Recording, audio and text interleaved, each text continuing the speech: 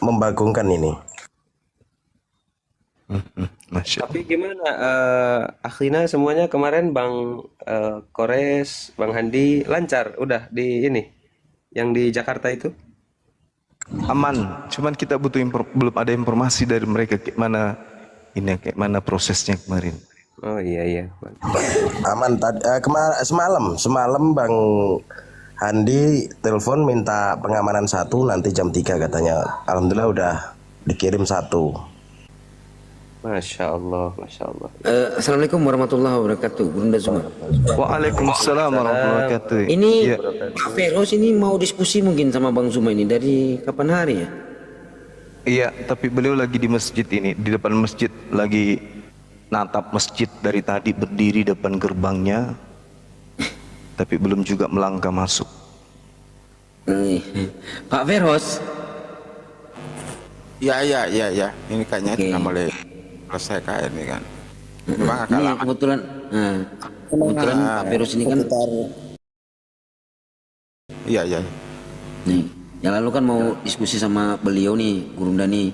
Nah ini kebetulan ada nih, silakan Pak. Enggak, saya nggak berani kalau diskusi sama Enggak. Bang Suma ini. Bang Suma ini pintar sekali ngomong toh. Masya Allah. Nggak Dari apa-apa tadi lah, saya Pak. itu mau dinaikkan saya tolak-tolak tapi ya saya naik Nggak setelah. apa-apa. Gurunda Zuma ini orangnya Saya baik loh. takut, Sebenarnya kalau kita ini baik Gurunda Zuma ini. Ya, jadi terus iya. ilmunya banyak juga kan. Kita kan Saya itu kalau Bang Suma yang nanyanya saya bisa kelabakan ini karena Bang Suma itu menguasai itu. Ada murid saya bang, biasa komunikasi dengan dia nggak? Hah? Murid saya ada sudah saya lepas, udah aku lepas dia, udah mulai jinak. Apa itu Bang? Saya nggak paham ini. Murid saya, dia juga ada sedikit menguasai kulit-kulit Bible. Udah pernah jumpa sama dia? Siapa? Maksudnya siapa? Pak Bom Bom. Saya kan yang ngajari dia belajar Bible itu. Oh, iya. Tapi karena di kelas dia selalu buang air besar, jadi diusir sama teman-teman kelasnya. Makanya dia sering berdikari dia sekarang. Enggak, Pak Bom itu orang pintar juga, orang hebat tuh menguasai itu. Tentang Iya, pintar ngibul. Alkitab.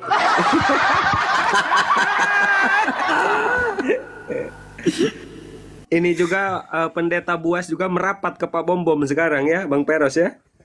Dia dipengaruhi Abu ya, dipengaruhi nggak tahu sama ya, nggak tahu. Bom supaya jangan naik ke komal-komal Islam.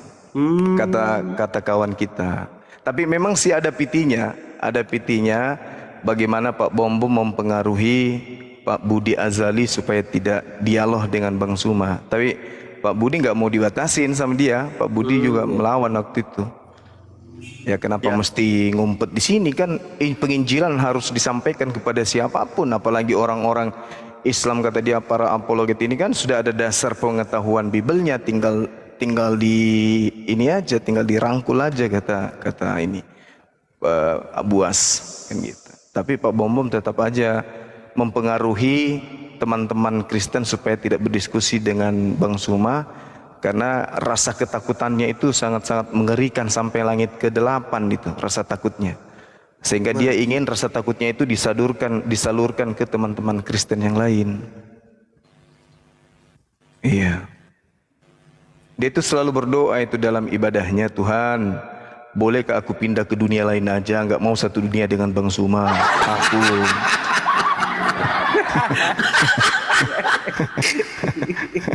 Ya, Ya gitulah, kasihan dianya lagi dirawat loh, bentar lagi mau diamputasi tuh. iya kita doakan aja. Mudah-mudahan amputasinya lancar. Tapi kepalanya diamputasi.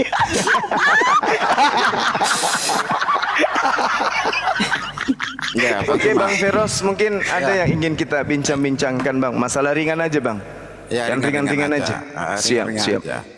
Iya. Saya ingin kalau di Islam itu Iya. apakah ajaran kasih itu seperti apa ya Bang Suma? Saya itu masih penasaran ya. Apakah ajaran kasih itu seperti apa ya kalau di Islam ya? Iya Gimana? baik.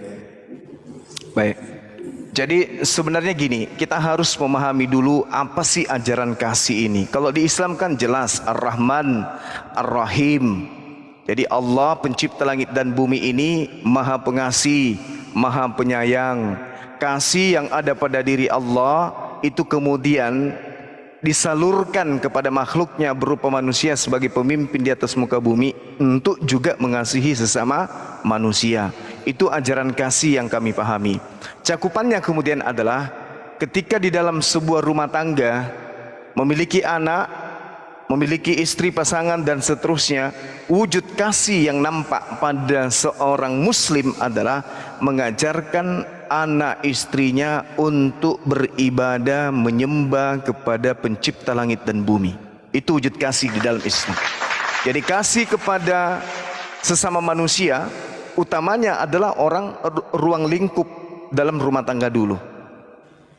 Jadi wahai orang-orang beriman, jagalah dirimu dan keluargamu dari api neraka. Jadi itu yang diajarkan kasih di Islam. Jadi ketika kemudian umat Islam itu mengasihi, maka dia akan mengajak manusia itu menuju kepada penyembahan kepada pencipta langit dan bumi. Sedangkan kalau di Kristen, kasih itu bermanis-manis, membantu, apalagi merangkul, mengayomi, apalagi menolong, meminjamkan uang, memberikan indomie dan seterusnya. Itu yang di Kristen, kasih itu seperti itu, bermanis-manis di orang lain. Kalau di Islam tidak. Di Islam itu kaidah kasih sayangnya itu sama seperti di ajaran orang Yahudi. Sama. Meskipun kalau hal-hal yang seperti saudara pertanyakan, ajaran kasih sayang itu seperti misalnya di dalam Al-Quran Al-Muntahana ayat 8, berlaku adil kepada semua manusia. Kemudian Asy-Syura ayat 40 nomor 43, memaafkan kepada orang-orang yang telah berbuat jahat kepada kita. Al-A'raf ayat 199, dituntut kita kemudian menjadi pemaaf. Kemudian surah Maryam ayat 96, menanamkan kasih sayang dalam hati dan seterusnya dan seterusnya. Jadi cakupan yang seperti itu adalah hal yang sudah ada di dalam Islam. Nah, contoh misalnya,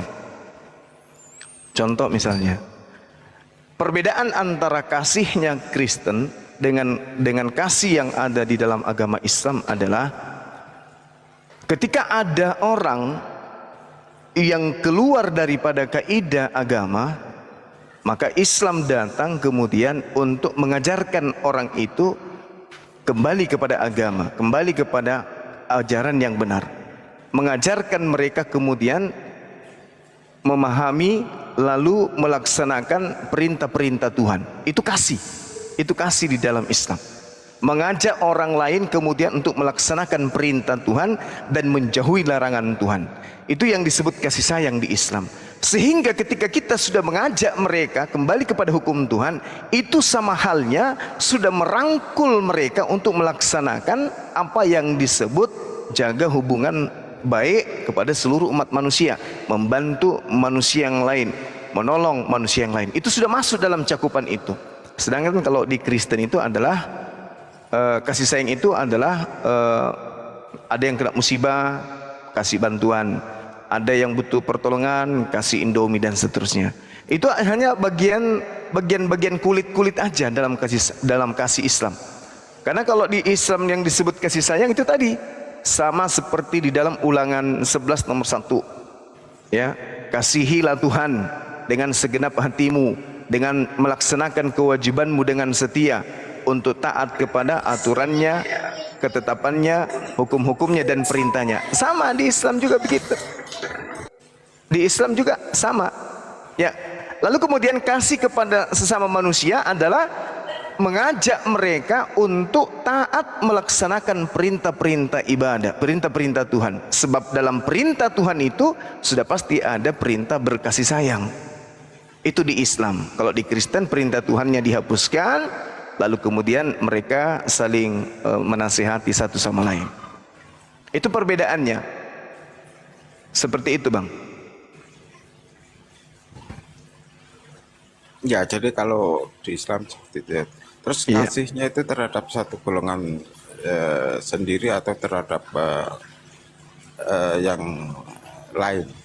Karena saya lihat ini ya dalam prakteknya dalam kehidupan sehari-hari ini, kenapa kok masih ada yang membenci terhadap umat yang lain? Apakah kasih itu hanya untuk satu golongan saja? Ya, Baik. Bang. Iya. Islam itu datang sebagai rahmat, rahmatan lil alamin. Artinya Islam itu adalah sayang kepada semua alam semesta. Itu dalilnya di Islam. Makanya di Islam itu tidak dibenarkan kemudian membenci orang yang tidak membenci. Tidak dibenarkan di Islam memusuhi orang yang tidak memusuhi. Tidak dibenarkan di dalam Islam kemudian memerangi orang yang tidak memerangi. Kenapa? Karena kaidah Islam adalah rahmat untuk semesta alam. Jadi ketika mereka duduk, dia menjadi rahmat bagi orang-orang.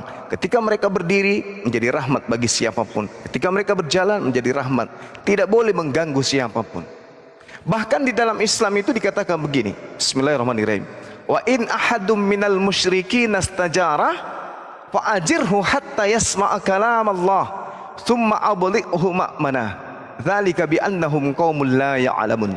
Sedangkan jangankan dalam keadaan tentram, damai, sejahtera kayak begini, Bung, dalam keadaan perang saja Islam diperangi, kemudian Islam juga membentengi diri dari serangan-serangan musuh. Kata Allah, jika orang yang memusuhi, jika orang yang memerangi kamu ini kemudian meminta perlindungan kepadamu, maka lindungilah mereka agar mereka bisa mendengarkan firman Allah.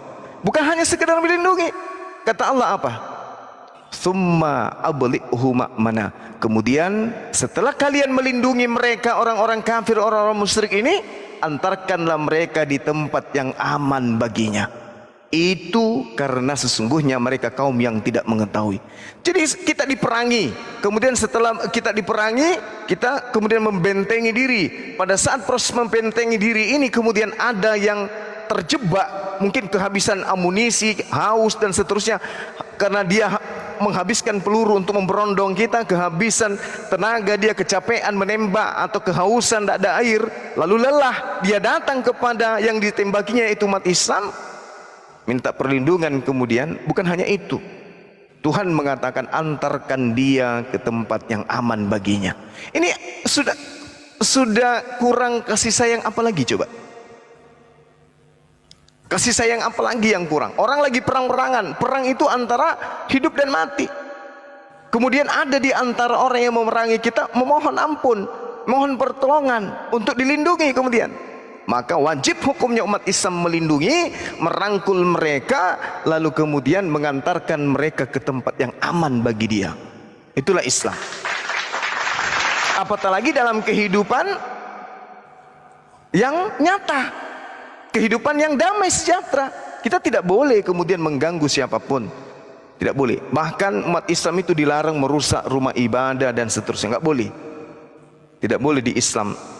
Maka saya katakan kepada saudara bahwa andai saja hukum Islam yang digalakkan kemudian di tempat kita ini, maka sangat saya yakin bahwa orang-orang non-Islam itu akan hidup dengan sangat-sangat terlindungi, selayaknya di negara kita yang saat sekarang ini. Makanya Allah mengatakan penggarisan dalam Al-Quranul Karim, Bung, dalam surah Asy-Syura ayat 40, dan balasan suatu kejahatan adalah kejahatan yang setimpal.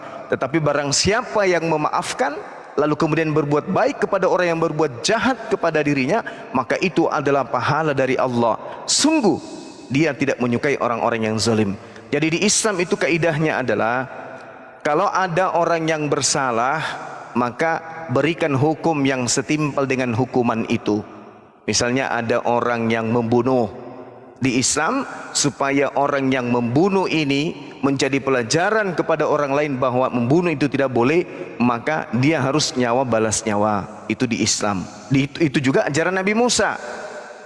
Ya, kalau orang membunuh dibiarkan saja hidup, maka bisa jadi dia mengulangi pembunuhan kepada orang lain, atau paling tidak perbuatannya ditiru oleh oknum lain. Ternyata membunuh itu nggak apa-apa, bisa.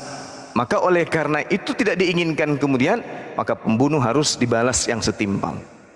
Tetapi kata Allah, faman afa wa aslaha fa ajruh 'alallah.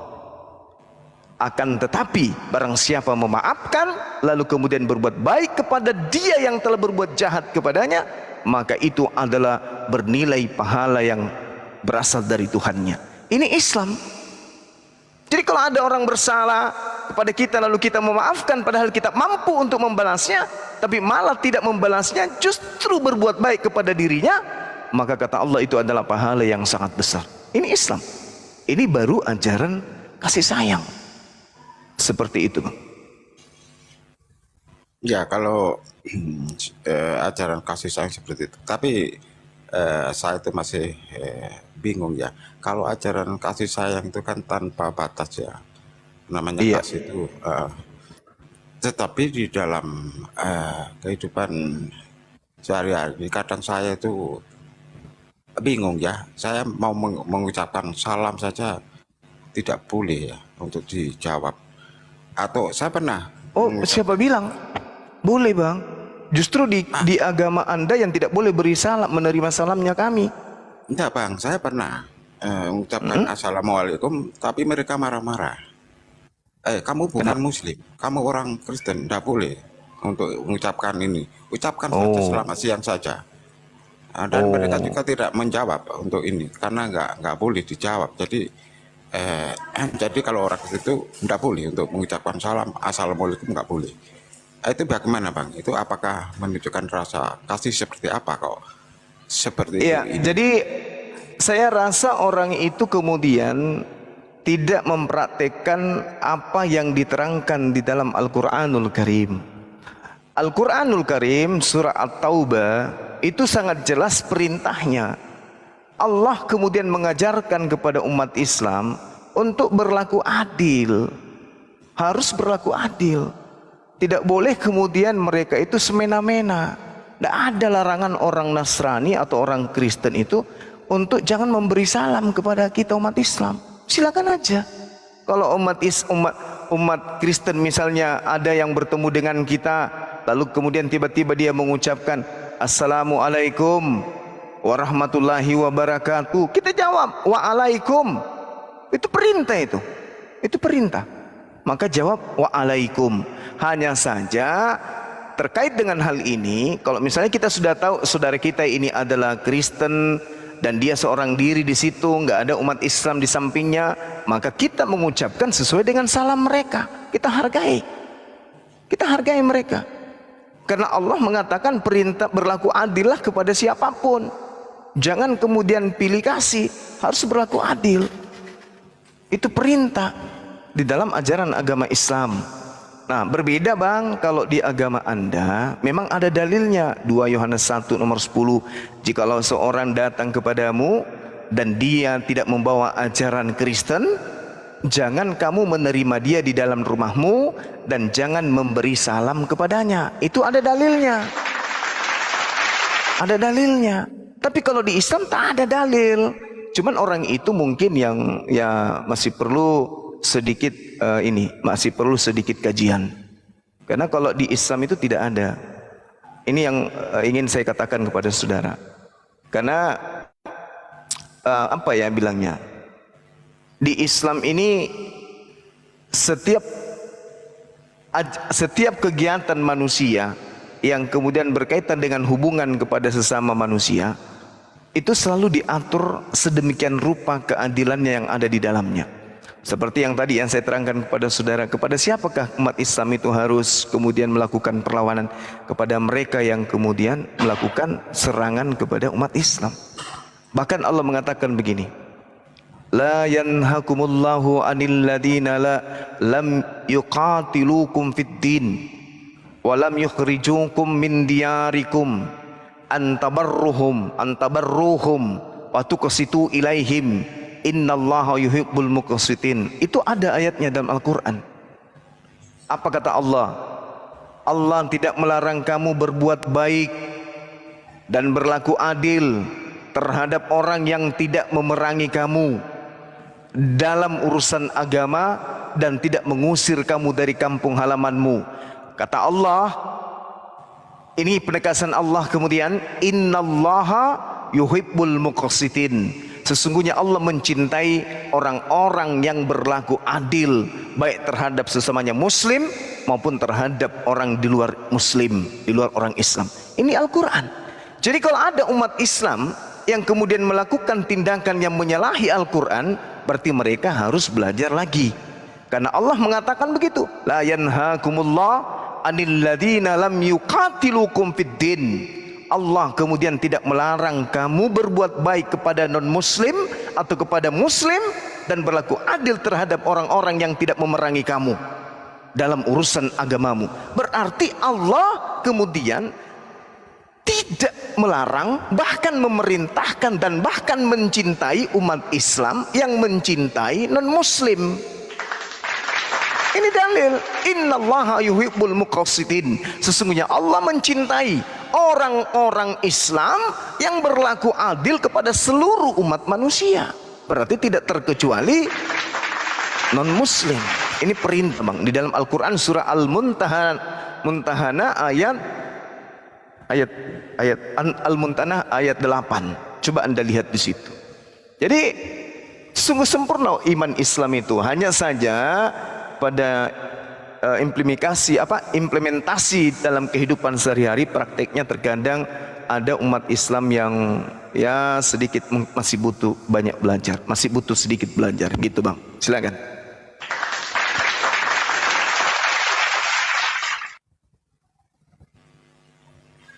Ya Bang, ya. Ini saya sambil renungi juga ya. Apa yang Bang Ini Cuma mualaf siapa? sampaikan Mualaf? Betul Pak. Mualaf siapa nih mualaf? Ini Ini mualaf Kristen orang, ini. iya. Mualaf ini Kristen. Benar, Nanti Oh. dengan Bang Zuma juga bisa.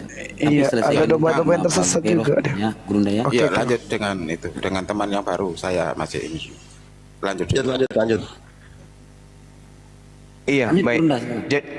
Jadi kenapa kami umat Islam itu percaya diri, Bang, dan kami selalu berbicara sesuai dengan fakta di lapangan. Sama yang saya rasakan dan saya alami. Saya punya adik angkat masih non muslim, ada beberapa orang sudah jadi dokter, udah jadi polisi. Alhamdulillah sampai hari ini kami masih sama-sama gitu ya. Ada abang saya juga yang masih muslim. Kenapa demikian? Karena kaidah di dalam iman kami itu secara spontanitas, orang-orang yang kemudian menjalankan ajaran Islam secara manusiawi, secara otodidak dengan sendirinya, rasa kasih sayang itu ada di dalam diri kami. Innalladzina amanu wa amilus salihah sayaj'alu lahumur rahmanu wudda.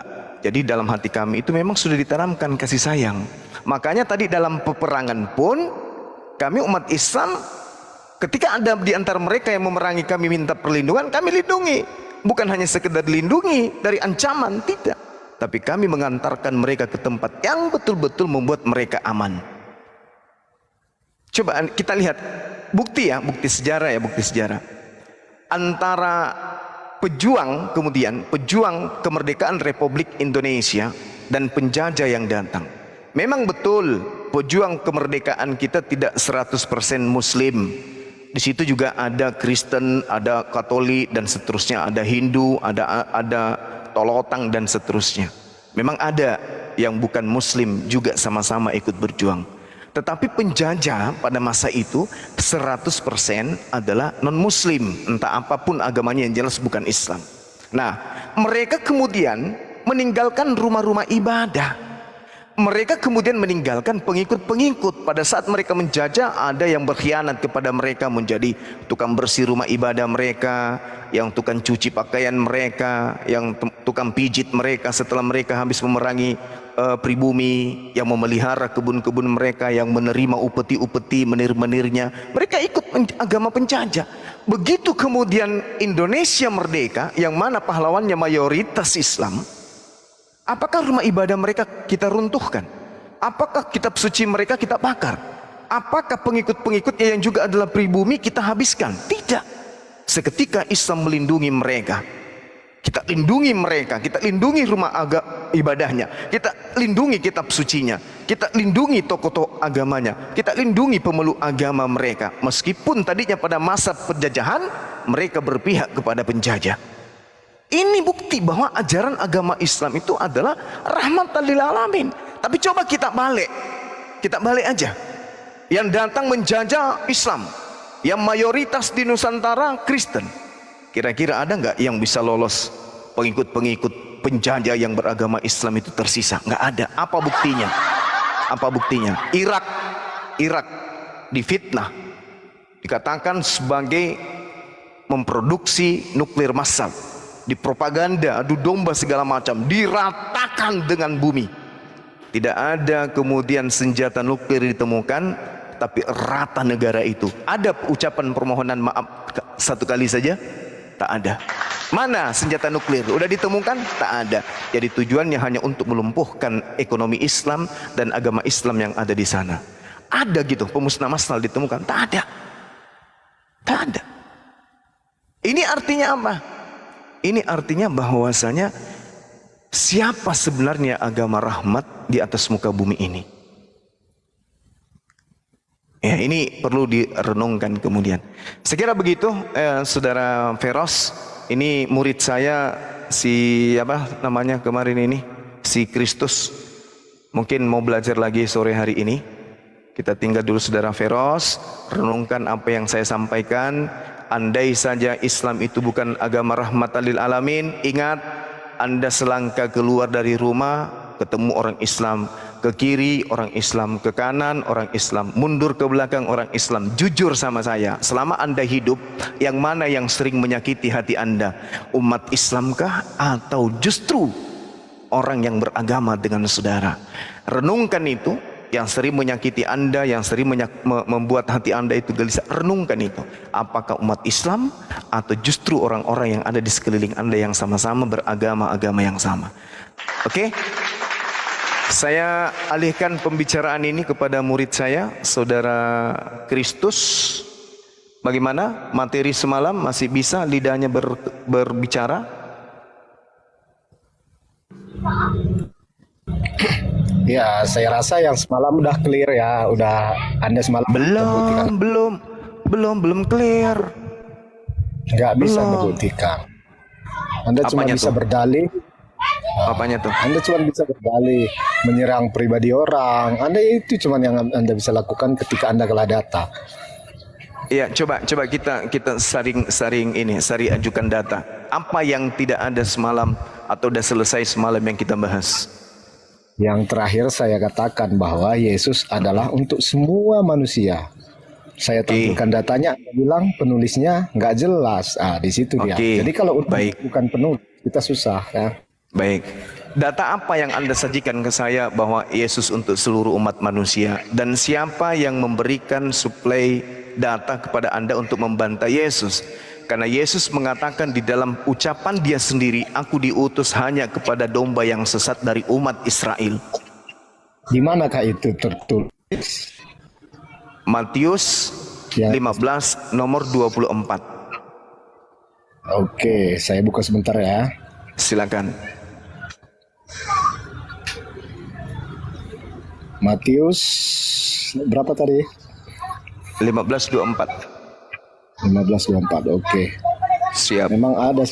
Oke. Ini dia. 24 ya. Aku diutus hanya kepada domba-domba yang hilang dari umat Israel. Ini kan percakapan dengan perempuan. Tetapi perempuan itu mendekat dan menyembah dia sambil berkata, Tuhan tolonglah aku. Tetapi Yesus menjawab, tidak patut mengambil roti yang disediakan bagi anak-anak dan melemparkannya kepada anjing. Kata perempuan itu, benar Tuhan, namun anjing itu makan rempah-rempah yang jatuh dari meja tuannya. Maka Yesus menjawab dan berkata kepadanya, Hai ibu, besar imanmu, maka jadilah kepadamu seperti yang kukehendaki. Jadi dari sini anak-anak ini adalah orang Israel dan anjing ini adalah orang yang di luar Israel. Jadi di sini juga tersirat bahwa Yesus pertama menuju orang Israel, dan setelah itu karena orang Israel tidak menerima seutuhnya, maka keselamatan bagi bangsa-bangsa lain juga terbuka melalui Yesus. Gini, untuk kemudian menganulir, meloloskan ucapan saudara, saya minta dukungan dari data pengucapan Yesus. Ada enggak? Kalau hanya asumsi sebagai orang Kristen, ya itu tertolak. Karena pola yang ada adalah Yesusnya yang harus dipercaya, bukan Anda. Barang siapa yang percaya kepadanya, maka dia akan memperoleh hidup. Barang siapa yang tidak percaya kepadanya, maka dia akan mati di dalam dosanya. Tolong, saya ingin percaya kepada Yesus, saya nggak ingin percaya kepada saudara. Tunjukkan kalimatnya bahwa dia diutus untuk di luar bangsa Israel juga. Karena dia dengan tegas mengatakan, aku diutus hanya kepada domba yang sesat dari umat Israel. Bahkan kalau Anda melihat di Kisah Para Rasul 2 nomor 22, hai orang-orang Israel, dengarlah perkataan ini. Yang diseru adalah orang Israel. Kemudian Yohanes 17 nomor 9, aku berdoa untuk Bani Israel, aku berdoa bukan untuk dunia. Lalu Matius 10, dia berpesan kepada ke-12 muridnya agar jangan ke bangsa lain, tetapi cukup kepada domba yang sesat dari umat Israel saja. Lalu kemudian Kisah Para Rasul 13 nomor 23, dan dari keturunannya lah, sesuai dengan yang telah dijanjikan oleh Elohim, Elohim telah membangkitkan juru selamat bagi orang Israel, yaitu Yesus Kristus. Tolong kuatkan argumen Anda dengan membantah dalil pengucapan-pengucapan yang ada di dalam Bible saudara sendiri yang mengatakan bahwa Yesus secara absolut, tak ada bantahan, bahwa dia mengaku dan pengajarannya, bahkan orang yang menulis catatan-catatannya jelas mengakui dia hanya untuk Bani Israel. Silakan.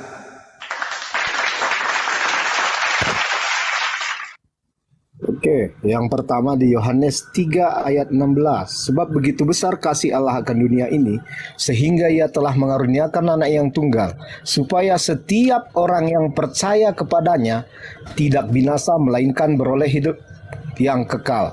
Yang kedua dari Kisah Para Rasul 1 ayat 8.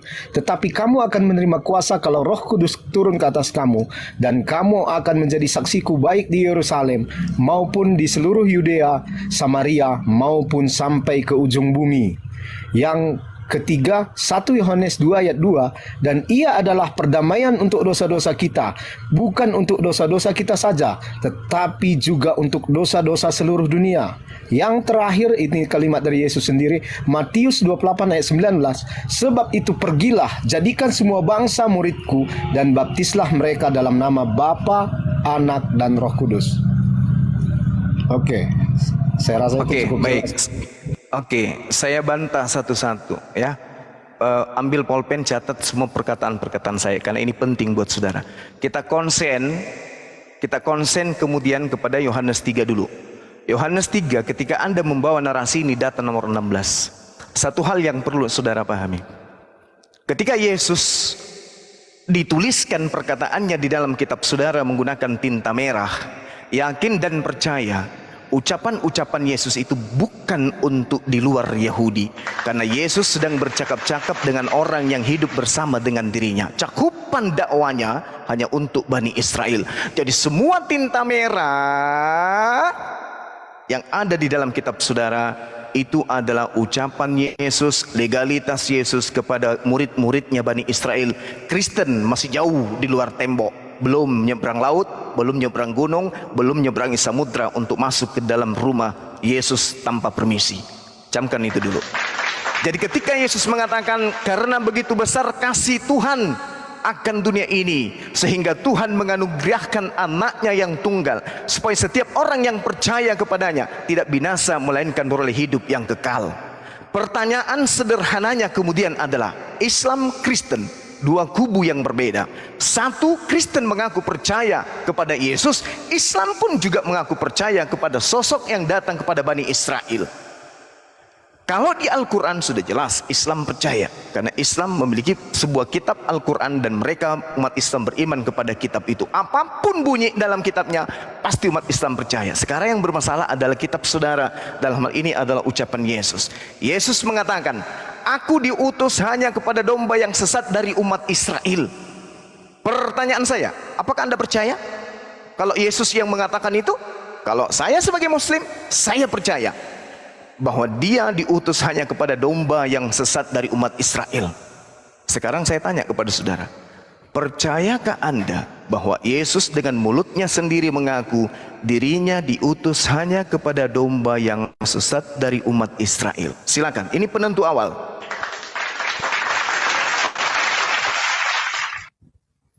Saya kan udah tampilkan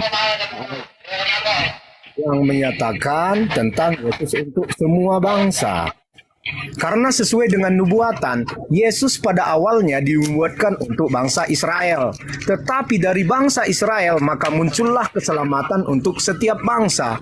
Memang benar Anda mengatakan sesuai dengan nubuatan, Yesus hanya untuk bangsa Israel, tetapi dari situlah muncul keselamatan untuk bangsa-bangsa lain. Oke, berarti Anda tidak percaya kepada Yesus. Selamat. Ingat sekali lagi saya katakan, ingat sekali lagi Anda yang membawa data. Konsen kepada Yohanes 3 nomor 16. Ingat, Anda yang kemudian mengingkari, meludah dan menjilat. Karena begitu besar kasih Elohim akan dunia ini, sehingga ia mengaruniakan anaknya yang tunggal, hambanya yang satu-satunya kemudian, supaya setiap orang yang percaya kepadanya tidak binasa. Percaya kepada siapa? Percaya kepada Yesus, bukan percaya kepada yang lain, termasuk kepada nubuatan-nubuatan entah apa yang Anda katakan itu. Jangan percaya kepada yang lain, hanya kepada Yesus. Entah Anda mengatakan nubuatannya ini, nubuatannya itu, EGP. Ini yang harus dipercayai menurut Tuhan yang mengutus Yesus adalah anaknya. Siapa anaknya? Bukan yang membuat nubuatan di dalam perjanjian lama. Camkan itu. Siapa anaknya? Bukan Lukas, bukan Markus, bukan Yohanes, bukan Paulus, tapi anaknya adalah Yesus. Berarti harus berpola kepada tinta merah. Apa ucapan Yesus? Aku diutus hanya kepada domba yang sesat dari umat Israel. Percaya kepada siapa? Percaya kepada Yesus. Ternyata Anda keciduk. Anda tidak percaya kepada Yesus. Selamat mengikuti bom-bom. Ada lagi bantahan? Sebelum saya pindah kepada data Kisah Para Rasul 1 nomor 8.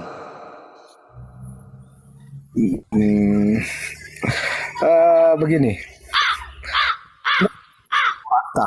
saya berikan, tetapi Anda hanya menarasikan ke arah-arah yang lain gitu. Jadi sebenarnya diskusi bukan. agak Jangan. Saya sama sekali hanya membimbing saudara untuk percaya kepada Yesus. Yesus berkata, aku hanya diutus kepada domba-domba yang sesat dari umat Israel. Apakah Anda percaya? kata hanya di situ tidak ada. Ada kata hanya, di situ ada kata mono dalam bahasa Yunani. Waduh, parah ini saudara saya ini. Parah. Kalau saya mengakui apa yang Anda katakan, maka 4 ayat ini harus saya hapus dari kitab. Karena 4 ayat ini berbohong, begitu. Baik.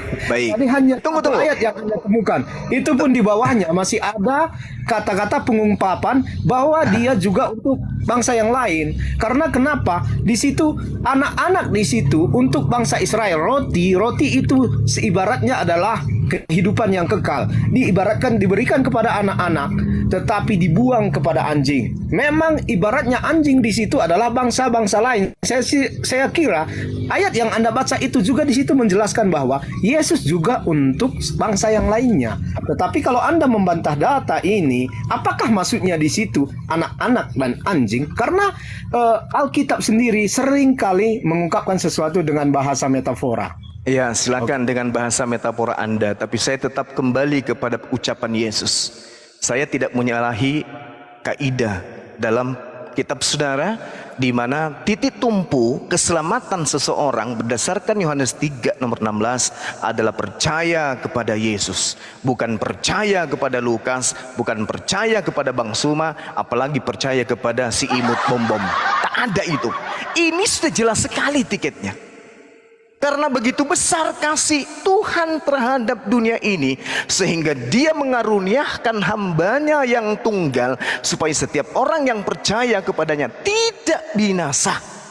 Setiap orang yang percaya kepadanya, nyanya di sini adalah Yesus. Yesus yang harus dipercaya itu Yesus, bukan yang lain. Bukan yang lain. Kalau Anda membawa narasi kemudian, misalnya nih, narasi kedua Anda, kitab saudara yang kedua,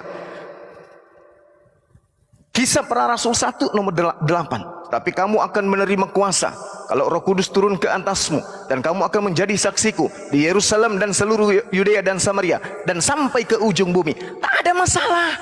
Kami umat Islam pun di Indonesia yang jauh dari Yerusalem, tempat lahirnya Yesus, Yudea, Nazaret, Galilea, tempatnya dia berceramah di sana, berkhutbah, menjadi saksi di Indonesia bahwa Yesus kami saksikan adalah utusan Tuhan yang datang khusus untuk Bani Israel saja.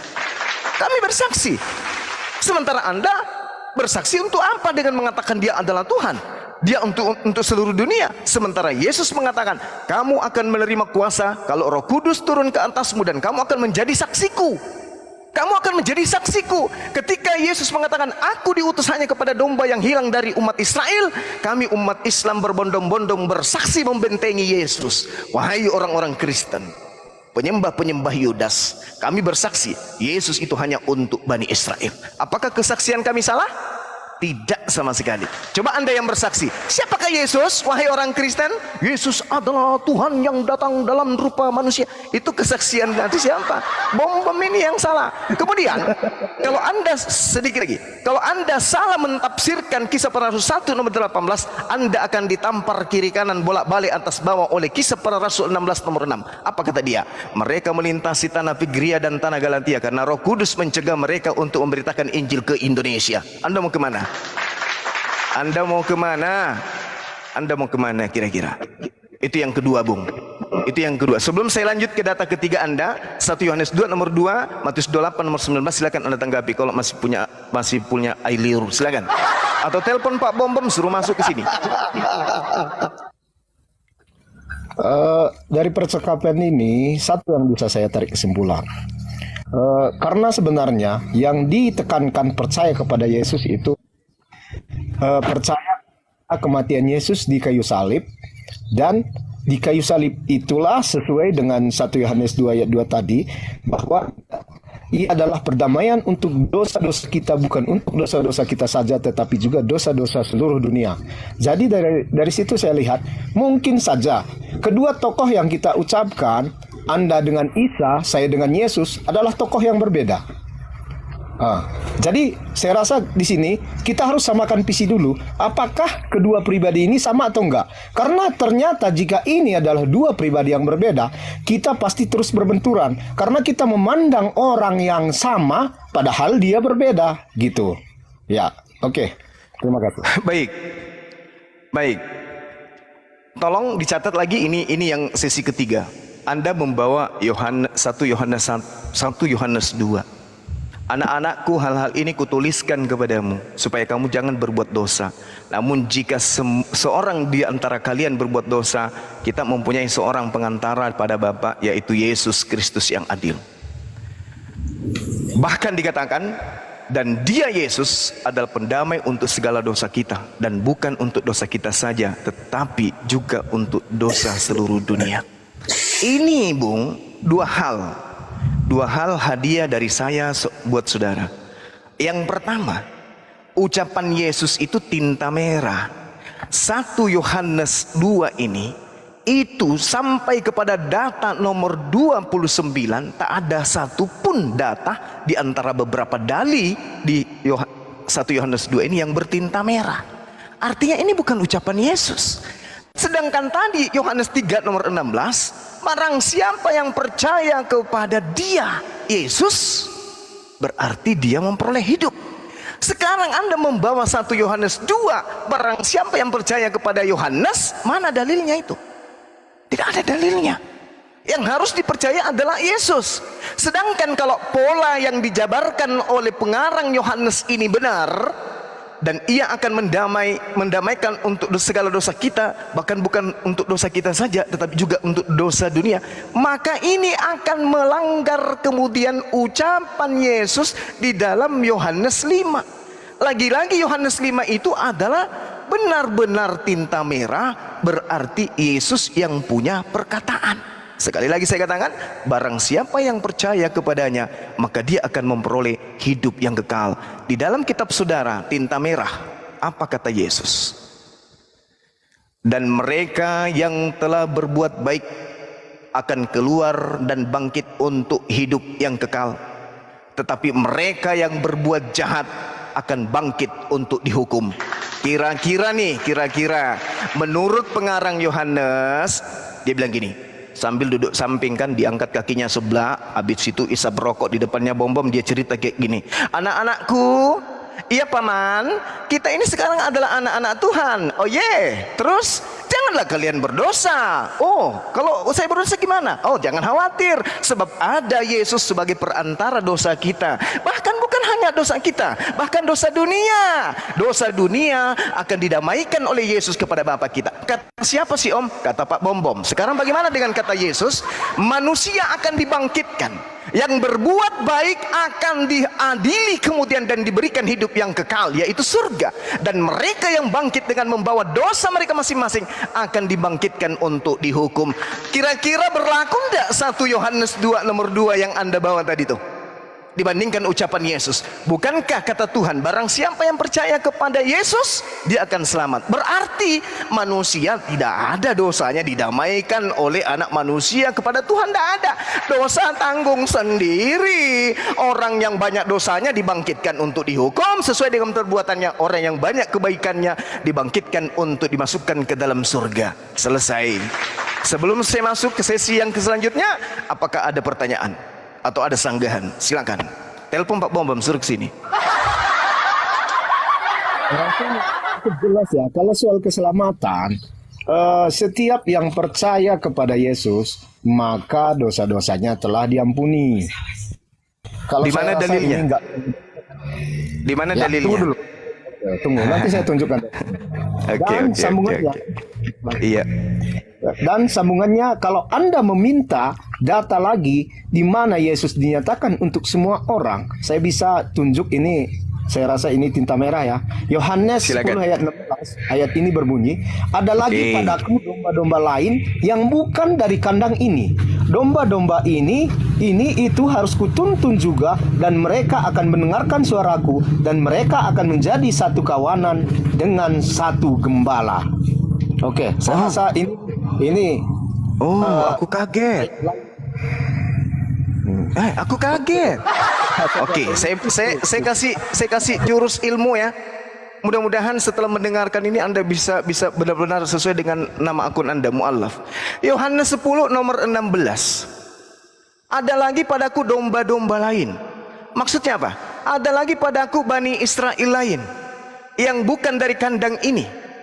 Bani Israel itu harus kutuntun juga, dan mereka akan mendengarkan suaraku, dan mereka akan menjadi satu kawanan dengan satu gembala. Domba itu Bani Israel. Ketika Yesus datang ke tengah-tengah mereka, baik itu di Yudea, di Galilea, atau kemudian di Nazaret, di situ tidak terkumpul seluruh keturunan umat Israel. Ada keturunan umat Israel di luar. Ada di Indonesia, ada di Jepang, ada di Belanda, ada di Inggris, ada di Amerika, ada di Afrika. Domba-domba itulah yang kemudian dikatakan oleh Yesus domba-domba di luar daripada kandang. Kandang di sini adalah Yerusalem. Di luar Yerusalem itu adalah domba yang ada di luar kandang. Kita lihat pembuktiannya. Jadi kita jangan asal ngomong tanpa data. Di dalam pesan Yesus Matius 10 nomor 5 nomor 6, ingat, ke-12 murid itu diutus oleh Yesus, dan Yesus berpesan kepada mereka. Yesus berkata, tinta merah, janganlah kamu menyimpang ke jalan bangsa lain atau masuk ke dalam kota orang Samaria, melainkan pergilah kepada domba-domba yang hilang dari umat Israel. Pergilah kepada domba-domba yang hilang dari umat Israel. Kalau dombanya ada di Papua sana, maka kamu harus pergi ke Papua. Kalau dombanya ada di Jepang sana, maka kamu harus pergi ke Jepang sana. Itulah yang dimaksud domba di luar kandang, bukan Romawi, bukan Yunani. Itu harus Anda pahami. Kenapa demikian? Karena di dalam kitabnya orang Yahudi, Yehezkiel 5 nomor 12, Tuhan membuat orang-orang Yahudi kemudian ini berpencar, bercerai-berai keluar ke bangsa-bangsa lain. Baca murka Tuhan kepada Bani Israel di dalam Yehezkiel 5 nomor 12 dan seterusnya. Satu. Yang kedua, baca Yeremia 23 nomor 2 nomor 3. Bagaimana kemudian yang disebut sebagai domba yang bercerai-berai itu sudah hidup di luar dari tanah Yerusalem.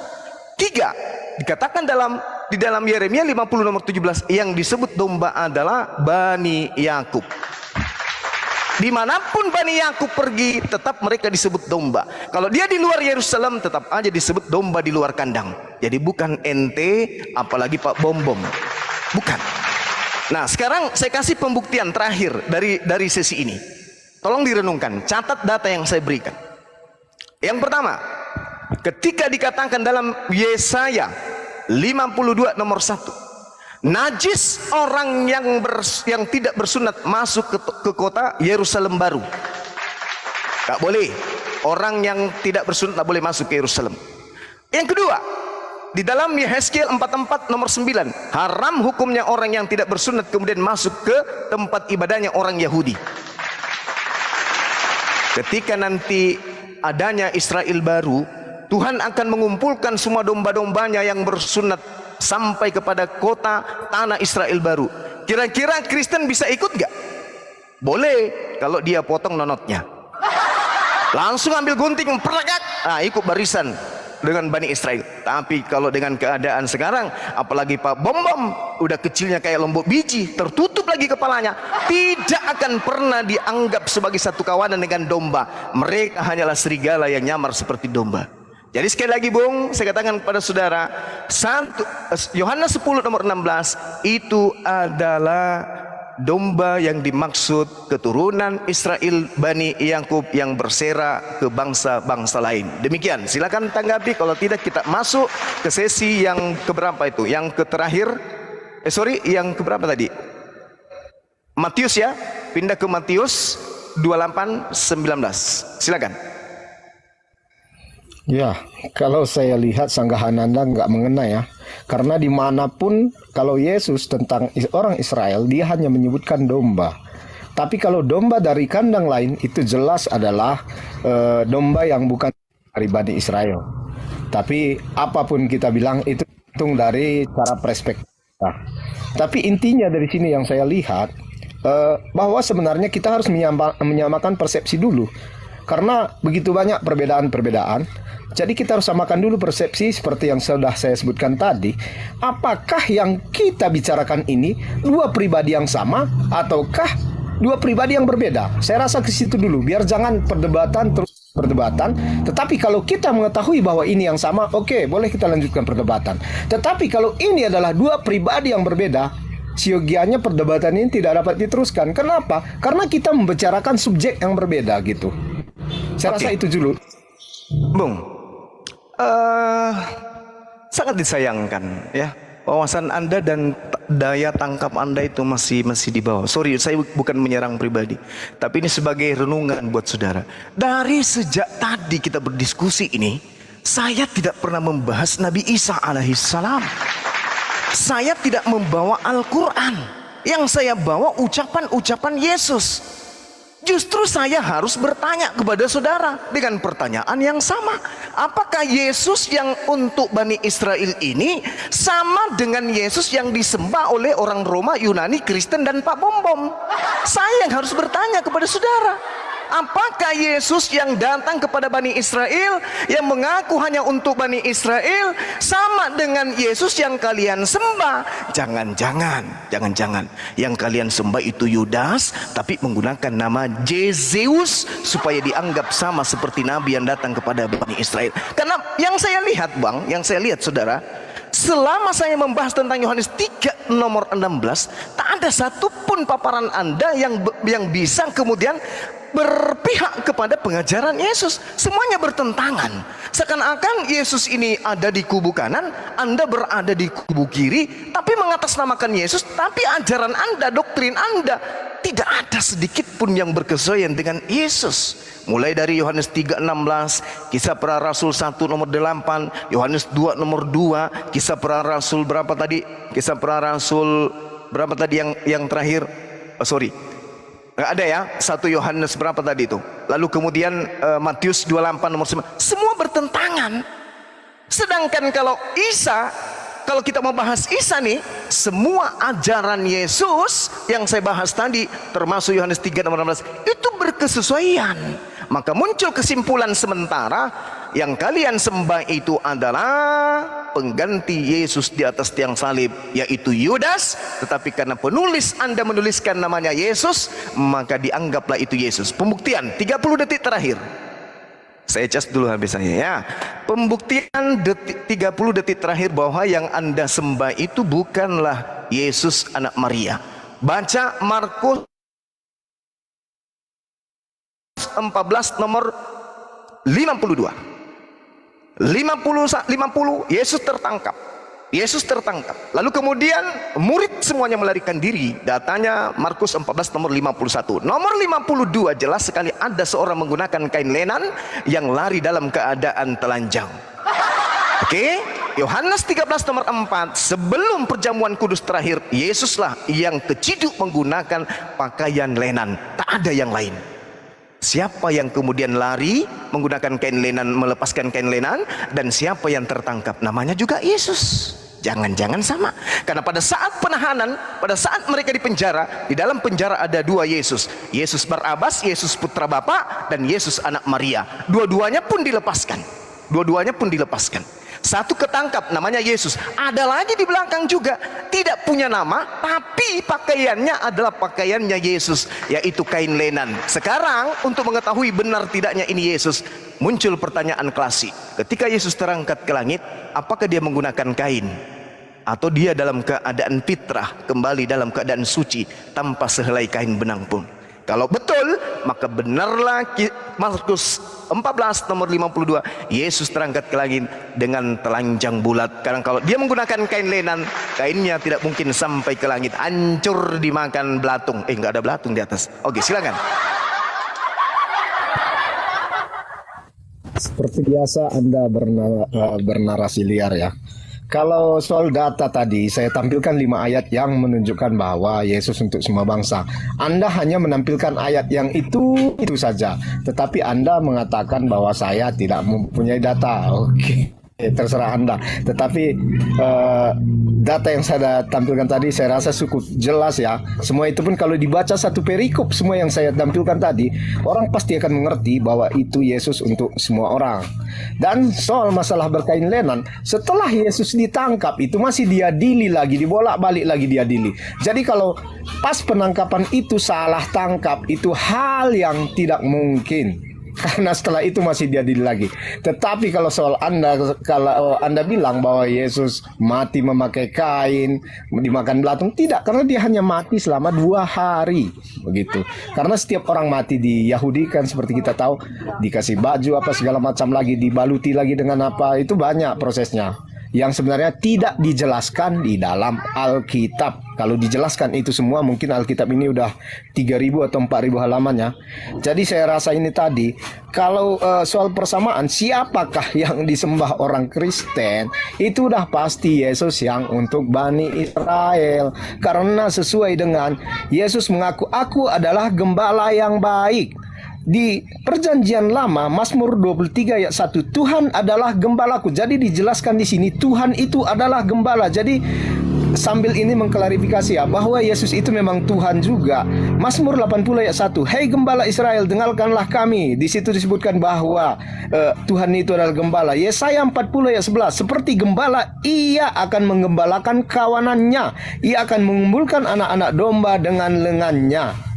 Di Yehezkiel 34 ayat 23, aku akan mengangkat seorang gembala atas mereka, yakni hambaku Daud. Jadi Allah selalu menyebutkan mengenai gembala. Yehezkiel 37 ayat 24, dan seorang raja akan menjadi raja mereka semua, dan raja itu tidak akan pernah hilang di tengah-tengah mereka. Aku akan mengadakan perjanjian damai dengan mereka. Itulah perjanjian kekal yang aku menetapkan mereka, dan aku akan menanamkan mereka di tempat mereka. Jadi dari sini jelas sekali bahwa Yesus adalah Tuhan dan Dia adalah gembala yang baik. Dan soal hanya untuk Bani Israel, saya rasa sudah cukup jelas data yang saya tampilkan. Lebih dari 4, hampir 5 data ini saya tampilkan. Semuanya Anda tolak. Semuanya Anda klarifikasi bahwa itu bukan perkataan Yesus lah, itu domba dari kandang lain, bukan untuk di luar Kristen. Saya rasa ini data sudah cukup jelas. Kalau Anda ingin membantah, bantahlah dengan data yang lebih baik lagi. Karena data yang Anda tampilkan cuma satu. Itu pun di bawahnya dilanjutkan dengan bahwa itu juga tersirat bahwa itu juga untuk orang-orang di luar Israel. Anak-anak di situ adalah orang Israel, dan anjing di situ adalah orang untuk di luar Israel, dan roti itu adalah kehidupan kekal. Oke. Ini coba andai saja saya berdiskusi dengan orang yang IQ-nya bagus, hari ini juga dia bersyahadat. Paparan saya itu berdata, paparan saya itu menolak semua doktrin yang Anda bawa dengan sekelumit data-data yang memaksakan Yesus untuk Bani Israel. Satu, di awal tadi Matius 15 nomor 24, bahkan dengan PD-nya Anda mengatakan bahwasanya di situ ada anjing, di situ ada sampah, remah-remah, di situ kemudian ada roti Bani Israel. Orang yang sesaman Yesus saja, sesaman Yesus, percaya kepada Yesus, berbicara kepada Yesus, bertatap muka kepada Yesus, bahkan diobati, diberikan hadiah oleh Yesus, kesembuhan kepada anaknya, masih juga dipanggil guguk oleh Yesus. Lalu Anda siapa? Sunat kagak, makan babi iyes, ibadah hari Minggu. Ente sopo? Ente bukan Bani Israel.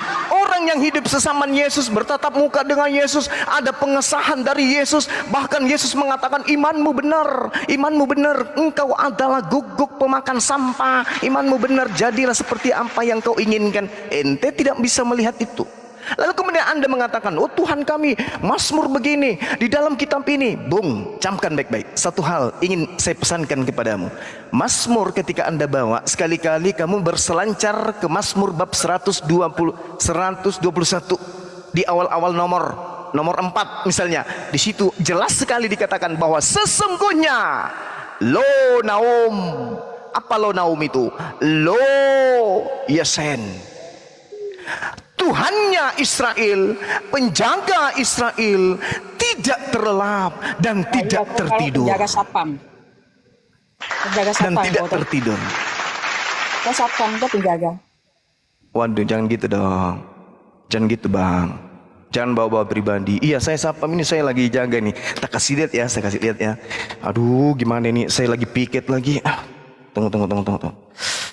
Seragam saya lagi gimana ini? Biarkan bang, biarkan dia dari Ya Semarang. nggak apa-apa supaya teman-teman ini tidak berhenti lah itu menghujat pribadi saya. Saya memang sapam, tapi kan tidak perlu kemudian Anda bawa profesi, karena di Indonesia ini kan bukan cuma saya sapam, bos. Banyak saudara-saudara kita jutaan, bahkan orang diamankan kantornya karena sapam. Kalau mereka punya kantor mau bayar polisi mahal, jadi mereka pakai sapam. Janganlah bawa profesi. Saya akui saya sapam, tidak apa-apa, tapi jangan kayak gitulah, ya. Oke ya. Aduh, seragam saya mana? Sumbritan saya mana, Dek? Mir? Ngisi lagi wong Semarang. Sabar. Kamu kira saya tidak ikuti kau? Sabar. Dasar kau bego. Baca Sabar. akli. Sabar bang, sabar. Apa ini nenek ini? Sabar. Ini saya lagi di tempat dinas. Saya lagi di tempat dinas ini.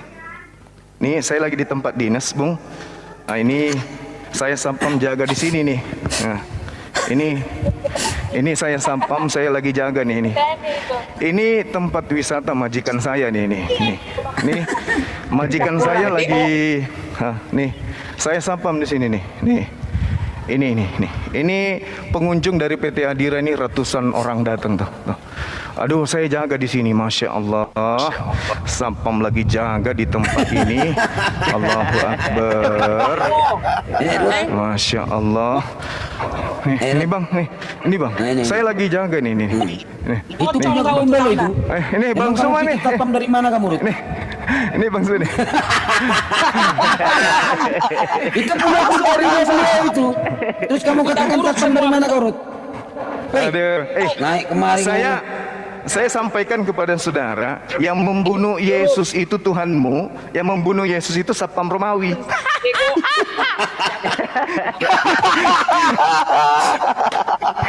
Yang membunuh Yesus itu Yudas itu Satpam Romawi loh. Oke ya. Tak kalian semua itu membahas kita. Loh, kenapa nggak bahas Satpam lagi? Nggak bahas Satpam lagi? Ngisi server Semarang, Rut. Allahu Akbar, masya Allah. Nah, kena kau kan? Nah, kau hina-hina Satpam, tak boleh gitu. Jangan profesi itu, bos. Biarpun kita lagi dinas di sini kan minimal ada kopi dikasih sama majikan kan gitu. Jangan menghina. Tapi begini-begini saya bisa beli kau loh sama rumah ibadahmu. Beli bang. Dijual Iya, itu syarat itu. kalau rumah ibadahmu kamu jual bilang WA saya biar saya beli. Oke lanjut, saudara. Anggap saja itu iklan. Iblis memang selalu panas kalau misalnya kita membongkar tempat persembunyian mereka. Ci. Malu-maluin orang Semarang aja itu orang. Silakan Bang Mualaf, lanjut. Siapa itu? Jadi Mazmur 121 nomor 4, sesungguhnya lo Naum lo Yasen, penjaga Israel tidak lelap dan tidak tertidur. Bom tertidur, bos. Tertidur dia. Disuruh jaga pohon duren, bukannya dia jaga, dia tidur. Mazmur 121. Oke, pahami itu. Lalu kemudian di dalam kitabnya orang Yahudi juga terang sekali dikatakan di dalam Mazmur 147 bahwa hukum-hukumnya tidak berlaku untuk Kristen. Ada yang noise. Hukum-hukumnya tidak berlaku untuk Roma, tidak berlaku untuk Vatikan. Itu jelas sekali. Ia memberitakan firman-Nya kepada Yakub, ketetapan-ketetapannya dan hukum-hukumnya kepada Bani Israel. Tuhan tidak berbuat demikian kepada segala bangsa dan hukum-hukumnya tidak mereka kenal. Berarti Romawi, Vatikan, Antioquia, Kristen pertama kali itu tidak mendapatkan kemudian tempat di tengah-tengah ajaran Tuhan kepada Bani Israel. Satu yang terakhir ya saudara, Anda mengatakan tadi saya kemudian membawa data-data yang tidak bisa membantah. Justru kalau Anda melihat semua data Anda itu saya bantah. Contoh Yohanes 3 nomor 16 saya bantah dengan data-data yang ada. Kemudian Kisah Para Rasul 1 nomor 8 saya bantah dengan data-data yang ada. Kami umat Islam menjadi saksi Yesus hanya untuk Bani Israel. Kalau Anda mengatakan Anda juga tidak bisa. Kenapa? Karena Kisah Para Rasul menghalangi Roh Kudus sampai ke Indonesia. Mana dalilnya? Kisah Para Rasul 16 nomor 6. Karena Roh Kudus mencegah mereka untuk memberitakan Injil ke Indonesia. Jadi yang mengajarkan Injil ke Anda bukan Roh Kudus tapi roh bom-bom. Oke, apalagi datanya? 1 Yohanes lagi Anda bawa. 1 Yohanes 2 nomor 2. Anak-anakku yang kekasih, janganlah kau berbuat dosa. Akan tetapi ketika kamu berbuat dosa, ada Yesus sebagai pendamai dosa kita, bahkan dosa dunia. Dibantah lagi oleh Yesus. Karena 1 Yohanes 2 ini ucapan pengarang Yohanes. Yesus berkata di dalam Yohanes 5 nomor 29, manusia dibangkitkan, orang benar dibangkitkan untuk masuk ke surga sesuai dengan perbuatannya, orang jahat dibangkitkan untuk dihukum. Kena lagi. Apalagi yang saya belum bantah?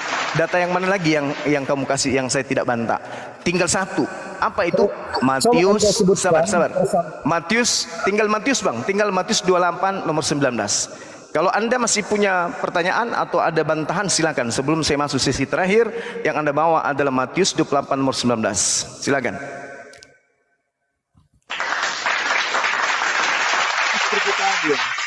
Satu pun nggak mengena bantahan Anda. Apapun Anda bilang, bantahan Anda nggak mengena sedikit pun. Karena, kenapa saya bilang begitu? Semua yang Anda data yang Anda tampilkan, ngalor ngidul. Nggak ada yang mengena. Tetapi kalau Anda anggap itu mengena, terserah Anda. Karena nggak ada satupun data yang Anda berikan itu mendukung. Tapi pertanyaan juga yang saya sebutkan tadi, nggak ada balas, nggak Anda jawab. Artinya, coba Anda sebutkan kesamaan Isa dan Yesus. Kenapa Anda samakan Isa dan Yesus? Kesamaannya? Apakah dasarnya? Kesamaannya? Ya. Oke. Ya, coba Anda sebutkan. Oke. Bismillahirrahmanirrahim. Wa iskala Isa bin Maryam, ya Bani Israel, inni Rasulullahi ilaikum. Wahai Bani Israel, sesungguhnya aku ini adalah rasul untuk kalian. Matius 15 nomor 24. Sesungguhnya aku diutus hanya kepada domba yang sesat dari umat Israel. Bantah pakai data kalau Yesus pernah membatalkan ucapan ini bahwa dia juga diutus untuk bangsa di luar non Israel. Mana data Anda? Silakan.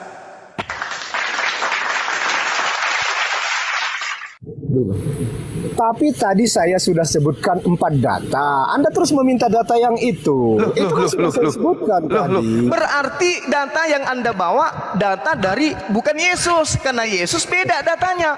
Yesusnya yang asli mengatakan aku diutus hanya kepada domba yang sesat.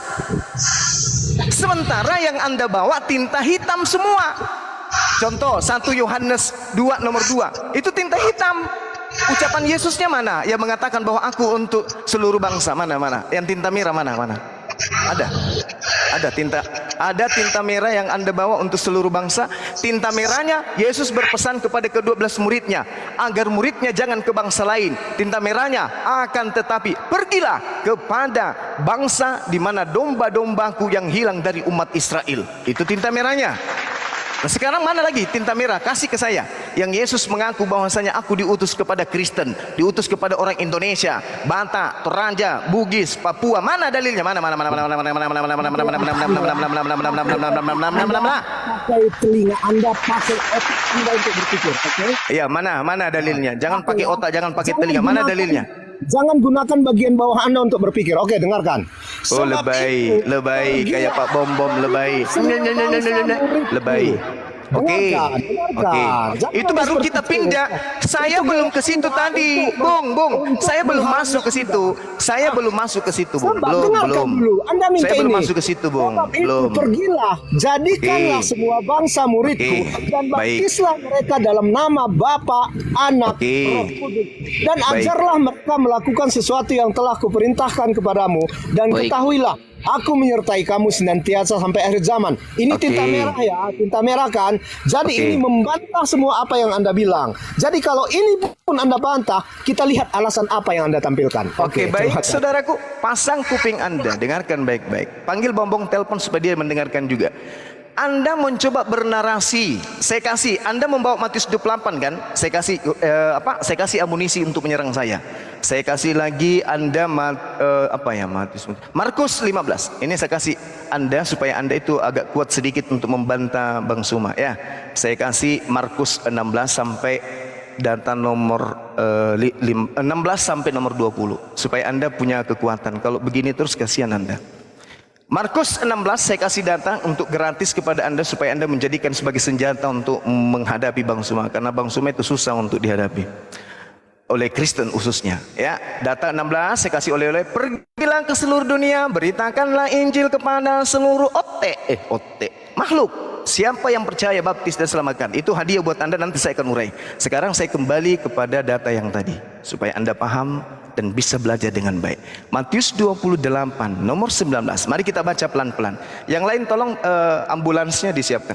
Karena itu pergilah, jadikanlah semua bangsa muridku dan baptislah mereka dalam nama Bapa, dalam nama Anak, dan dalam nama Roh Kudus.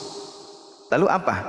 Apa yang akan menjadi acuan bahwa yang dimaksud di sini seluruh bangsa manusia? Apa yang menjadi acuan untuk menjadikan kita paham bahwa yang dimaksud seluruh bangsa ini adalah seluruh bangsa manusia? Yang menjadi acuannya adalah data nomor 20-nya. Itulah kuncinya yang pernah membuat Pak Bom Bom lari tanpa cebok. Saya bacakan nomor 20-nya. Dengarkan baik-baik. Dan ajarlah mereka melakukan segala sesuatu yang kuperintahkan kepadamu. Pertanyaan saya, mana perintah Yesus untuk membatalkan hukum Taurat? Mana perintah Yesus untuk makan buah babi? Mana perintah Yesus untuk menyembah dirinya? Mana perintah Yesus untuk diskotik hari Minggu? Mana perintah Yesus untuk jangan bersunat? Ada yang sampai ke Kristen, ada nggak ada? Berarti yang menjalankan perintah-perintah dari Yesus hanya muridnya Bani Israel. Markus 16 nomor 17, lebih mudah langit dan bumi lenyap daripada makan babi. Markus 16:17, lebih mudah langit dan bumi lenyap daripada nyembah Yesus. Markus 16 nomor 17, lebih mudah langit dan bumi lenyap daripada masuk ke gereja. Jadi jangan Anda merasa besar kepala, semua data Anda dibantah oleh Yesus. Karena itu, pergilah, jadikanlah semua bangsa muridku dan baptislah mereka dalam nama Bapa Tuhan satu-satunya dan dalam nama Anak utusan Sang Bapa dan Roh Kudus yang penyampai firman yang adalah Gabriel, dan ajarlah mereka melakukan segala sesuatu yang kuperintahkan kepadamu. Berarti kalau untuk mengetahui murid-murid ini diutus kepada Kristen atau hanya kepada domba Bani Israel saja, maka lihat ajarannya. Kristen kita lihat menyembah Yesus. Kalau memang betul Yesus mengajarkan muridnya untuk kepada Kristen, mana perintah Yesus untuk menyembah dirinya? Tunjukkan kepada saya. Ada? Mungkin agak kasar, yang lembut. Ada? Tak ada juga. Gak ada. Jadi siapa yang memerintahkan Anda menyembah Yesus? Bom laknatullah alaihi. Sedangkan Yesus mengajarkan menyembah hanya kepada Bapa saja. Jangankan kepada Bani Israel, kepada setan, kepada iblis saja. Apa kata Yesus? Hanya kepada Tuhanmu saja engkau berbakti. Jangan kau menyembah kepada orang, jangan kau menyembah kepada manusia, jangan kau menyembah kepada bom, apalagi kepada anak Maria, apalagi kepada Yudas, manusia yang mati terkutuk di atas tiang salib itu. Pahami itu?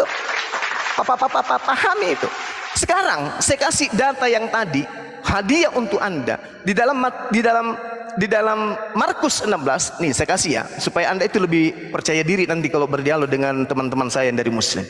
Biar hantam mereka dengan, supaya mereka umat Muslim ini, apologet Muslim ini dengan mudah mempermalukan kamu. Jadi gini, kalau Anda melihat Markus 16, lalu Yesus berkata kepada mereka, pergilah ke seluruh dunia, beritakanlah Injil kepada seluruh makhluk. Tanda-tandanya nih, kalau betul-betul yang diajarkan itu adalah Injilnya Yesus, maka tanda-tanda ini akan menyertai mereka orang yang percaya. Tapi kalau Injil yang diajarkan itu adalah Biblos alias surat-surat kepompong milik bom-bom, maka percaya saya, tanda-tanda ini tidak akan menemani orang-orang Kristen. Pertama, mereka akan mengusir setan-setan demi namaku. Apakah itu terbukti? Mereka akan berbicara dalam bahasa yang asing bagi mereka. Apakah itu terbukti? Kalau saya bicara asing kepada Anda, apakah Anda mengerti? Pura mokola kamandio, pura mokola kumande. Aketa wai, tahu mau cebok makan deh bawa selapekan. Ngerti enggak Anda? Nah, ini kan ciri-ciri tanda-tanda orang yang memberitakan dan menerima Injil, benar-benar Injil Tuhan, akan mengerti bahasa asing. Nah, aku makida kak, purano ka manre, purano ka jambang, magi deh mak bisa, mak bau kau tadi itu seding ngerti enggak kau? Bahasa Thailand kayak gini ngerti enggak kau? Tidak kau ngerti. Kamu tidak ngerti bahasa asing, bahasa Thailand yang barusan. Kenapa? Karena kamu tidak menerima Injil yang asli. Dengarkan, Markus 16 ini hadiah untuk Anda. Tanda-tanda ini akan menyertai orang yang percaya. Mereka akan mengusir setan, mereka akan berbicara bahasa asing, mereka akan memegang ular, dan sekalipun mereka minum racun maut, mereka tidak akan mendapatkan celaka. Mereka akan meletakkan tangannya atas orang sakit dan orang itu akan sembuh. Indonesia tahun 2019 dan seterusnya dikena bencana COVID. Yang banyak mati di Indonesia justru orang-orang yang mengaku mereka sebagai anak-anak Tuhan yang percaya kepada Yesus. Mana saling meletakkan tangan di kepala sehingga mereka lepas dari COVID? Tak ada, semua bermatian. Lalu apalagi yang Anda punya? Matius 28 udah terkampar, Markus 16 sudah nyunsep. Ada lagi? Jadi terakhir kemudian kenapa ini bisa seperti ini keadaannya Kristen? Karena Al-Quran mengatakan wa makaru wa makarallah wallahu khairul makirin. Orang-orang kafir ingin membuat makar, menipu Allah, padahal sesungguhnya mereka hanya menipu diri mereka, karena Allah sebaik-baiknya pembalas kejahatan. Silakan hadirkan bom-bom di sini, hadapi saya untuk berdialog tentang kebenaran. Cukup ini. Ya, silakan. Gini, sebenarnya tetap seperti tadi, Anda nggak bisa membantah. Saya menyatakan satu ayat, Anda mengalihkan apakah orang Kristen makan babi? Apakah orang Kristen disunat? Saya sudah tampilkan data yang Anda minta. Seharusnya itu data itu yang Anda bantah, bukannya menanyakan pengajaran tentang Yesus. Begitu. Jadi seolah-olah Anda mengklaim Anda bisa membantah semua data. Padahal dari tadi tidak satu pun data yang saya tampilkan Anda bantah. Dan mengenai apa? Mengenai sunat, tidak sunat, makan babi, bisa juga saya bantah. Karena di sini disebutkan juga, Yesus sendiri mengatakan, apa yang kamu masukkan ke dalam mulut tidak menajiskan, tetapi yang keluar dari mulut itulah yang menajiskan orang. Terus kalau mengenai orang Kristen sakit apa segala macam, sebenarnya kalau untuk nabi-nabi palsu itu ada di Yeremia 23. Di situ disebutkan nabi palsu itu berzina, tidak jujur. Nabi palsunya di Yeremia yang Anda bawa itu, Yeremia 23 itu, nabi palsunya berasal dari mana? Jujur. Jujur. Ya, itu nubuatan. Jujur. Menurut Yeremia 23, nabi palsu itu berasal dari mana? Itulah ciri-cirinya. Ciri-cirinya bisa kita temukan. Iya, ciri-cirinya mau apapun. Tapi asalnya dari mana? Asalnya dari mana? Asalnya dari mana? Asalnya dari mana? Asalnya dari mana? Malu kan? Malu kan? Malu kan? Nabi palsu itu berasal dari tengah-tengah Yerusalem. Selamat. Ketika bicara kan? Selamat. Lanjut. Kita bicara. Oke. Iya. Jadi itu disebutkan ciri-ciri nabi palsu itu suka berzina, tidak jujur, makan dari ipuh dan minum racun, mati karena minum racun.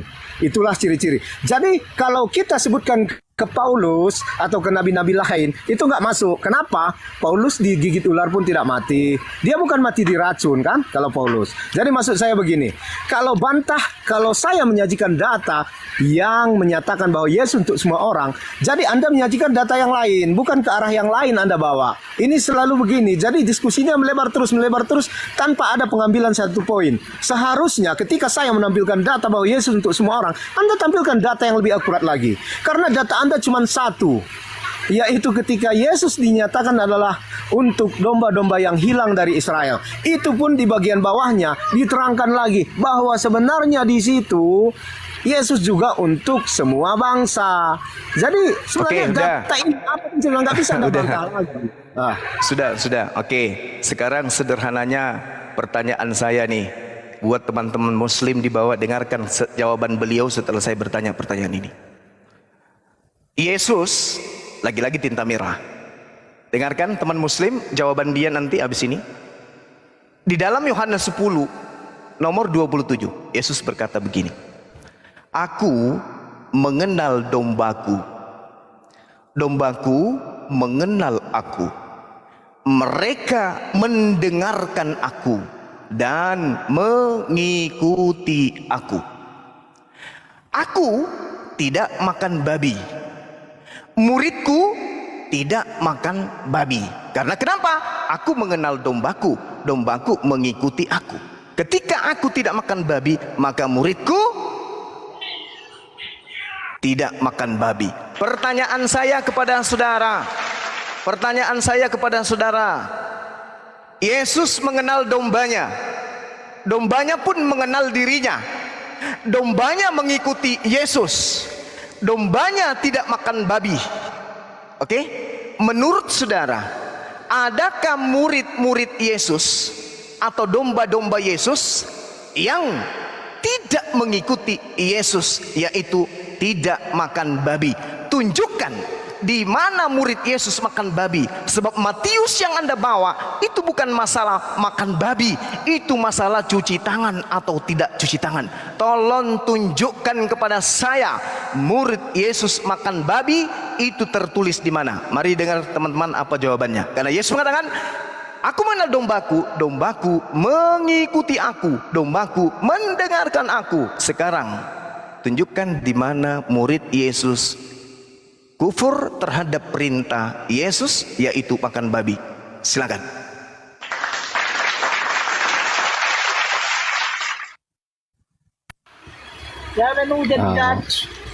Seperti yang saya bilang tadi, Anda tetap nggak membantah data, tetapi Anda Aku mengenal dombaku, dombaku mengenal aku. Aku mengatakan bahwa dombaku mendengarkan aku dan mengikuti aku. Kalau aku makan babi, dombaku makan babi. Menurut saudara, apakah Yesus makan babi? Jawab. Hal yang Anda tanyakan tidak Anda jawab. Kenapa? Tadi Anda mengatakan tunjukkan ayat yang menyatakan Apakah Yesus makan babi? Jawab. Anda, kita jawab dulu yang itu. Anda dulu kesimpulan. Apakah Yesus mengatakan, Anda kan mengaku domba. Dengar. Anda kan mengaku domba nih. Meskipun Anda itu adalah serigala. Anda kan mengaku domba. Nah, kapasitas domba, kualitasnya adalah mendengarkan Yesus dan mengikuti Yesus. Domba-domba yang dikenal Yesus adalah domba yang mendengarkan dan yang mengikuti dirinya. Saya tanya sama Anda, Yesus tidak makan babi. Siapa yang Anda ikuti makan babi? Jawab. Anda membawa ke hal yang lain. Yesus mengenal dombanya. Dombanya mengikuti dirinya. Dombanya mendengarkan dirinya. Dombanya mengikuti dirinya. Dan itulah domba-domba yang dikenal oleh Yesus. Saya tidak mengalihkan. Justru disinilah jantungnya. Disinilah jantungnya Pak Bom Bom. Disinilah jantungnya Kristen. Saya ulang lagi. Saya ulang. Lihat teman-teman, jawabannya dia apa? Yesus berkata, aku mengenal dombaku, dombaku mengenal aku, dombaku mendengarkan aku dan mengikuti aku. Yesus tidak pernah makan babi. Saya tanya kepada saudara yang adalah penyusup, siapa yang Anda ikuti makan babi? Jawab. Yesus berkata dalam Matius 15 ayat 11, yang masuk ke dalam mulut tidak menajiskan orang. Oh, mama, saya tidak sedang nanya. Lihat jawabannya. Domba-dombaku kemudian mengikuti aku. Dombaku mengikuti aku. Dombaku mendengarkan aku. Sekarang, siapa yang Kristen ikuti makan babi? Jawab. Matius 15 ayat 11, yang masuk ke dalam Yesus mulut tidak makan babi di situ. Yesus tidak sedang makan babi. Itulah yang Di situ Yesus tidak makan babi.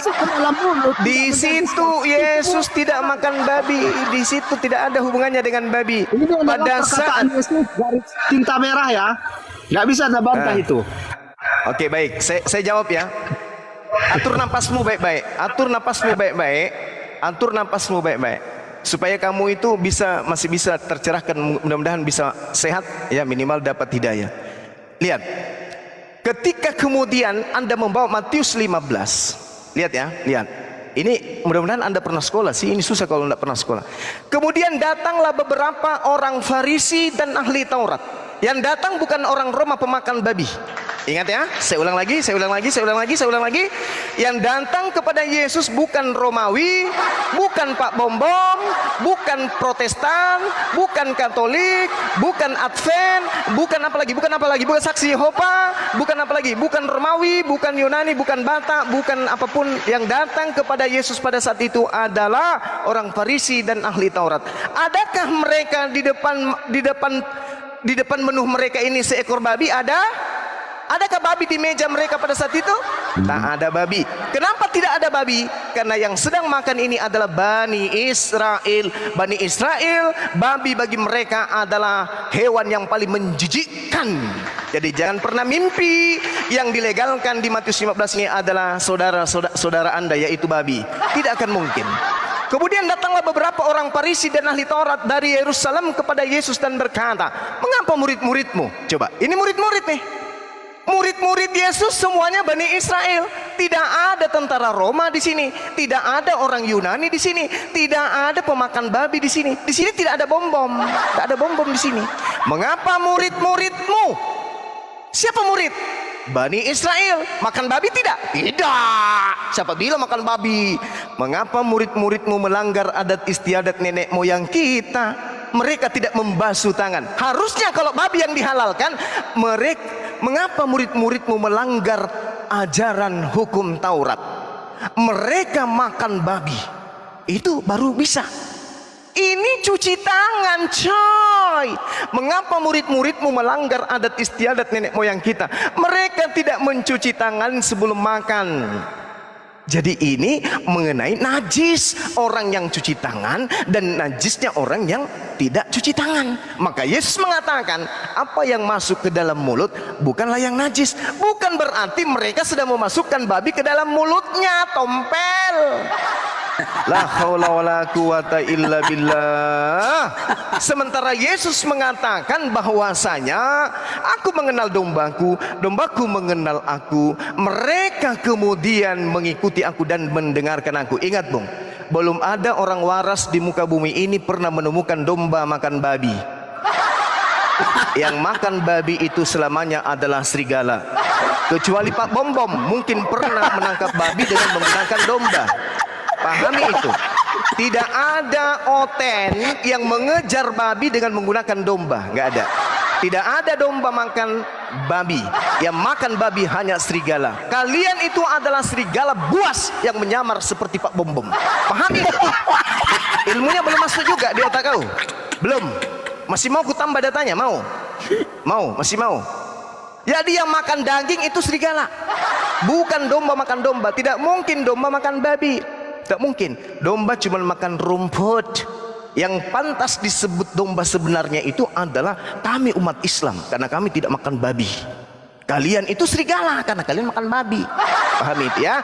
Jadi Matius 15 itu tidak menghalalkan babi. Apa yang masuk ke mulut itu tidak najis, tetapi yang keluar dari jamban itu najis. Maka dengan demikian berarti Anda kalau memahami ini adalah menghalalkan semua yang haram yang diatur oleh Tuhan. Maka narkoba masuk ke dalam mulut tidak haram.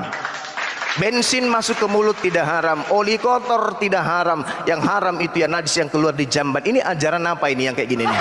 Narkoba boleh masuk karena tidak najis. Ada apa? Maksudnya apa? Jadi maksud data ini adalah tentang cuci tangan, bukan tentang haram halalnya babi. Yang duduk di sini Bung, bukan Pak Bombom duduk di kursi yang sebelah kanan, Erben sebelah tengah, kemudian muncul lagi siapa? Jeki Sambiring, muncul PCD King. Terus yang di atas meja adalah babi panggang berasap, ada kecapnya, ada lomboknya. Kemudian habis itu liurnya sudah keluar dari kiri kanan. Bombom sudah keringat dingin, gemetaran, mau loncat tangannya, giginya sudah mulai keluar, matanya sudah melotot, lihat babi panggang. Mereka ini bukan oten yang sedang menghadapi babi panggang. Lalu mengatakan tidak ada yang najis yang masuk ke perut. Akhirnya apa? Pak Bombom bukan yang ngambil garpu, langsung loncat ke meja peluk itu babi panggang. Bukan. Ini Yesus lagi makan bersama murid-muridnya, orang-orang beradab, orang-orang soleh yang menjaga diri mereka, makanan mereka dari yang haram-haram. Beda ceritanya kalau Pak Bom Bom di situ, Erben, Pesidik King, siapa lagi, Sopiatul, Ente, Kiamat, di depannya panggang babi, Yesus ada di tengah-tengah. Datang orang Yahudi, wahai Yesus, kenapa kau menghalalkan, membiarkan muridmu kemudian makan tanpa mencuci tangan? Mereka itu tidak boleh makan tanpa cuci tangan. Jangan kau buang adat istiadat. Tidak, apa kata Yesus? Tidak ada yang masuk di perut itu najis, di mulut. Yang keluar itu jamban. Wah, seketika semuanya berloncatan makan babi. Ini bukan babi, Bung. Ini mereka makan makanan halal. Hanya masalah perkara cuci tangan. Makanya saya katakan kepada saudara, Yohanes 10 nomor 27 adalah kuburan, kartu as errornya, double kosongnya Kristen. Apa itu? Yesus berkata, wahai dunia, aku mengenal pengikutku, aku mengenal muridku, aku mengenal dombaku. Untuk kamu mengetahui siapa dombaku dan siapa serigala yang nyamar-nyamar dombaku adalah, lihat siapa di antara mereka yang mengaku domba, yang mendengarkan aku dan yang mengikuti aku. Kalau ada yang ngaku domba tapi tidak mengikuti aku, cuman menyebut-nyebut nama aku, maka dia adalah serigala yang pakai sempak. Pahami itu ya? Aku mengenal dombaku, dombaku mengenal aku, mereka mengikuti aku dan mendengarkan aku. Siapa yang Anda dengarkan makan babi? Siapa yang Anda ikuti makan babi? Ingat Yesaya 66, apa yang dikatakan oleh Tuhan?